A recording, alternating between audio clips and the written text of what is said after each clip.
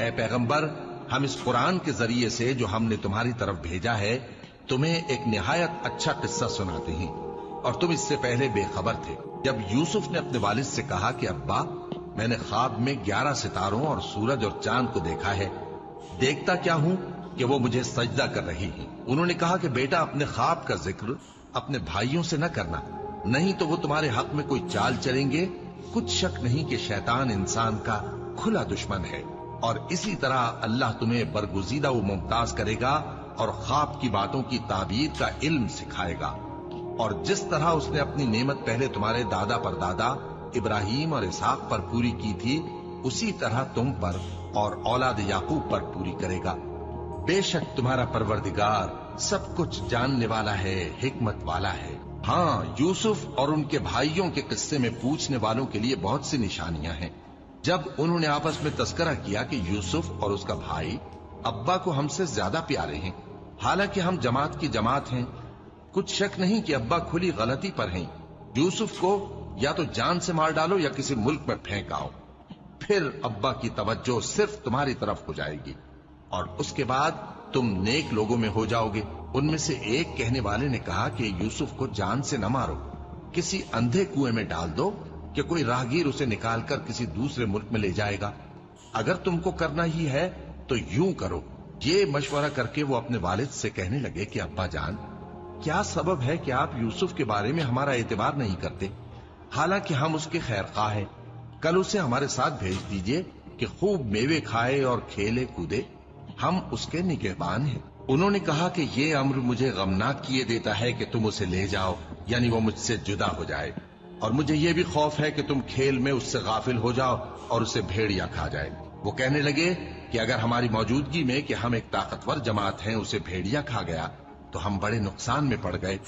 غرض جب وہ اس کو لے گئے اور اس بات پر اتفاق کر لیا کہ اس کو اندھے کنویں میں ڈال دیں، اور ہم نے یوسف کی طرف وحی بھیجی کہ ایک وقت ایسا آئے گا کہ تم انہیں ان کے اس سلوک سے آگاہ کرو گے، اور ان کو اس وحی کی کچھ خبر نہ ہوگی۔ اور یہ حرکت کر کے وہ رات کے وقت باپ کے پاس روتے ہوئے آئے، کہنے لگے کہ ابا جان، ہم تو دوڑنے اور ایک دوسرے سے آگے نکلنے میں مصروف ہو گئے اور یوسف کو اپنے اسباب کے پاس چھوڑ گئے تو اسے بھیڑیا کھا گیا، اور آپ ہماری بات کو گو ہم سچ ہی کہتے ہیں باور نہیں کریں گے، اور ان کے کرتے پر جھوٹ موٹ کا لہو بھی لگا لائے۔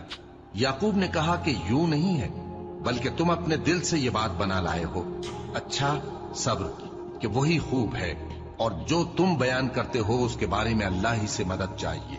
اور اب اللہ کی شان دیکھو کہ اس کنویں کے قریب ایک قافلہ آوارد ہوا اور انہوں نے پانی کے لیے اپنا سقا بھیجا، تو اس نے کنویں میں ڈول لٹکایا، یوسف اس سے لٹک گئے۔ وہ بولا، زہے قسمت، یہ تو ایک لڑکا ہے، اور اس کو قیمتی سرمایہ سمجھ کر چھپا لیا۔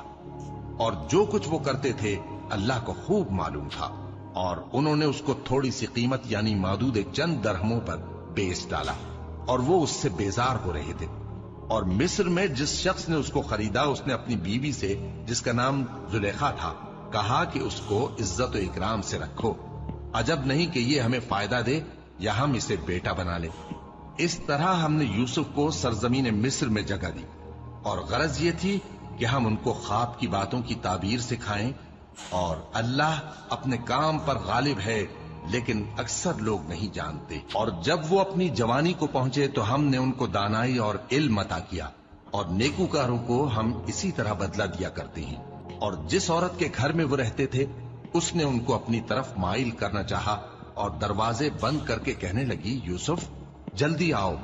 انہوں نے کہا کہ اللہ پناہ میں رکھے، وہ یعنی تمہارے میاں تو میرے آقا ہیں، انہوں نے مجھے اچھی طرح سے رکھا ہے، میں ایسا ظلم نہیں کر سکتا، بے شک ظالم لوگ فلاح نہیں پائیں گے۔ اور اس عورت نے ان کا قصد کیا اور انہوں نے اس کا قصد کیا۔ اگر وہ اپنے پروردگار کی نشانی نہ دیکھتے تو جو ہوتا سو ہوتا۔